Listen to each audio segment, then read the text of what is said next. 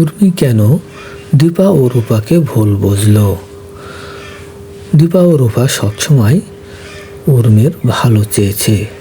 তাহলে উর্মির কি কোথাও বুঝতে ভুল হলো যে দীপা ও রূপার প্রতি উর্মির ভুল ধারণা জন্ম নিল? দীপা সবসময় চেয়েছে তার বোন যেন মাথা উঁচু করে দাঁড়ায়, ভালো একটা কাজ করে নিজেকে গর্ববোধ করে।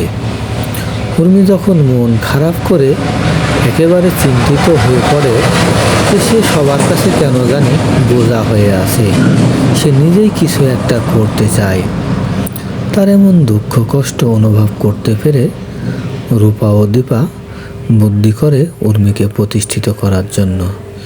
কিন্তু শেষমেশ উর্মি রূপা ও দীপাকে ভুল বুঝল। উর্মির ভুল বোঝাতে রূপা মানসিকভাবে অনেক কষ্ট পেয়েছে, কারণ রূপা তার কাকিয়ার ভালো চেয়েছে, কিন্তু কাকিয়া তাকে উল্টো ভুল বুঝল। দীপা কি উর্মির মন থেকে এই ভুল ধারণা দূর করতে পারবে? উর্মি যে তাদেরকে ভুল বুঝেছে তা কিভাবে দীপা প্রমাণ করবে? অন্যদিকে কুমারবাবু সেনগুপ্ত বাড়ির ক্ষতি করার জন্য লেগে আছে।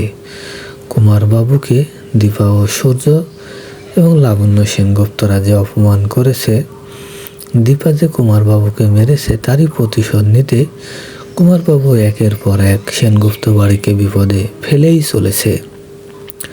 কুমারবাবু ভাবছে সে মার খেয়েছে, এবার তার মারার পালা। সে মারার জন্য প্রস্তুতি নিচ্ছে সেনগুপ্ত বাড়ির লোকজনকে। সেনগুপ্ত বাড়ির লোকজনকে বিপদে ফেলতে চলে আসে কুমারবাবু। সেটা দেখে ফেলে রূপা যে জানালার পাশ দিয়ে কে যেন গেল।